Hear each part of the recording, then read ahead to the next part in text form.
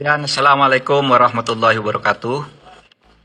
Hari ini saya bertemu dengan masyarakat Indonesia melalui saudara sekalian untuk memberi keterangan selaku Ketua Komite Koordinasi Nasional Pencegahan dan Pemberantasan Tindak Pidana Pencucian Uang. Senin 10 April 2023. Saya selaku Ketua Komite Koordinasi Nasional Pencegahan dan Pemberantasan Tindak Pidana Pencucian Uang atau Komite TPPU baru saja memimpin pertemuan yang membahas penanganan transaksi keuangan mencurigakan dengan nilai agregat 344.184.502.987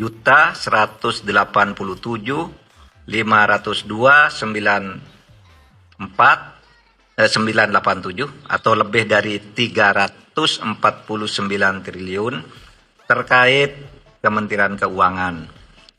Pertemuan dihadiri antara lain oleh Menko Bidang Perekonomian sebagai Wakil Ketua Komite TPPU, Menteri Keuangan sebagai anggota komite, Menteri Hukum dan HAM sebagai anggota komite, dan Kepala PPATK, serta Ketua OJK sebagai anggota komite, serta beberapa pejabat eselon 1 pada kementerian lembaga yang tergabung di dalam komite TPPU.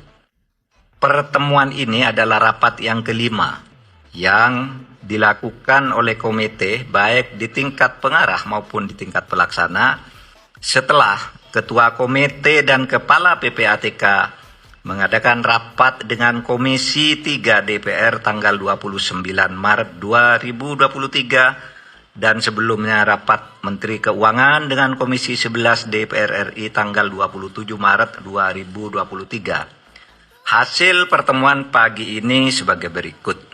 1. Tidak ada perbedaan data antara yang disampaikan oleh Menko Polhukam sebagai Ketua Komite di Komisi 3 DPR RI tanggal 29 Maret dengan yang disampaikan oleh Ibu Menteri Keuangan di Komisi 11 DPR RI tanggal 27 Maret 2023 karena sumber data yang disampaikan sama, yaitu data agregat. Sekali lagi, data agregat. Data agregat itu uang keluar masuk, bukan seluruhnya itu nilai yang mutlak. Yaitu data agregat laporan hasil analisis atau LHA PPATK tahun 2009 sampai 2023. Terlihat berbeda karena cara klasifikasi dan penyajian datanya saja yang berbeda. Keseluruhan LHP yang mencapai 300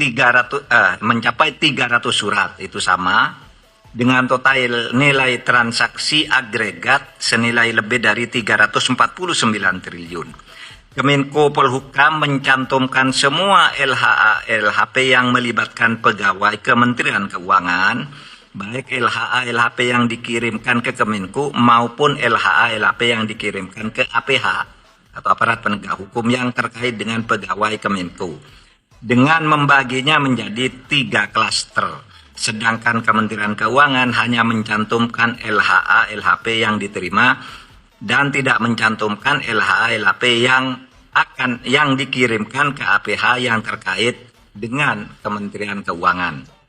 Jadi ada yang ke Kementerian Keuangan, ada yang ke APH gitu. Nah, ini tidak dicakup. Itu saja bedanya.